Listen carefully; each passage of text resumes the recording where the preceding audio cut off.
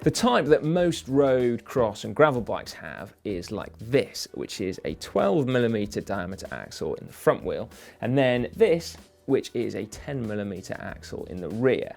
Now, to use them, very simply, you unscrew anti-clockwise until the lever stops moving out, so probably about 1 centimetre or so. At that point, you can then simply pull the axle straight out, at which point the wheel can simply be removed. Some bikes, however, have 15mm through axles. As well as being a slightly wider diameter, they often also have a quick release element to them as well, in which case releasing them is a case of opening the lever, and then you may often find that you need to locate the back of the lever in a little recess on the axle, and that allows you to actually unscrew it. To replace the wheel, simply insert it back into the dropouts in the frame. Now, I find it actually helps to use the disc rotor as a guide here, but it should go back in nice and snugly.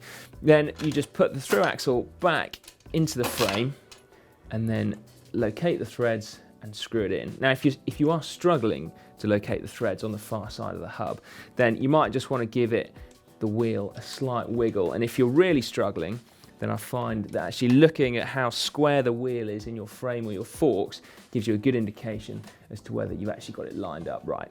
But generally speaking, it is much more straightforward. A good question to ask now would be, how tightly do I do my through axles up? And the answer to that is snugly, but not cranked up. So you want them tight, but not too tight. If they are too loose, you will actually feel the wheel wobbling around, but you really don't want to over tighten them because potentially that would be putting your frame at risk, which is bad news. Then the only other thing to do now is to make sure that the lever is resting horizontally.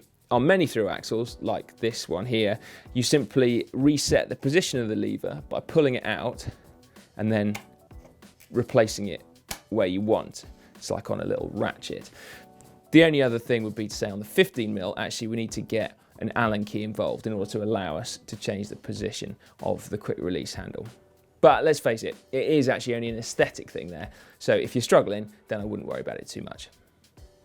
In terms of maintaining your through axles, there isn't really anything that you can do. The only thing I would possibly say is that you might want to just make sure there's a little bit of grease on the thread so that when you're unscrewing and screwing them back in, it just goes in a little bit smoother. Then the only other point to mention finally is that through axles are not often interchangeable between frames and forks in the same way that quick releases are.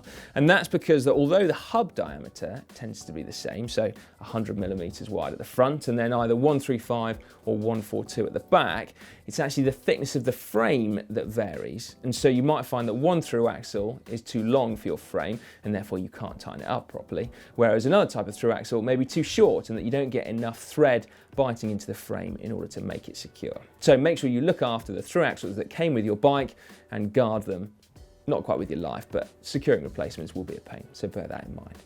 Right then, make sure that you subscribe to GCN before leaving this video. It's completely free, do that, just click on the globe. And then if you want some other content to check out, perhaps knowing a little bit more about through axles and indeed why they have come into existence, then you can click just up there for through axles versus quick release. Or to see a very basic but very important video about how to remove and replace your rear wheel, because it can, let's face it, be quite fiddly, click just down there.